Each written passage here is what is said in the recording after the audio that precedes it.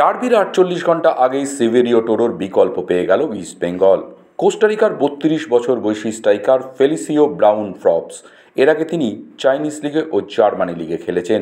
এই মুহূর্তে free footballer আছেন তিনি, যদিও এখনও ইস্টবেঙ্গলের তরফ থেকে সরকারি ঘোষণা করা হয়নি। বুধবারই ট্রান্সফার উইন্ডো শেষ হয়ে গেছে, আর বৃহস্পতিবারই জানা গেল কোস্টারিকান এই ফেলিসিও ফ্রপসের নাম। ইতিমধ্যেই সেভেরিও টোরোকে গুড বাই জানিয়ে দিয়েছে ইস্টবেঙ্গল। সেই জায়গায় শূন্যস্থান তৈরি হয়েছে, আর সেই শূন্যস্থান পূরণ করার জন্যই ফ্রপসকে নিতে চলেছে তারা।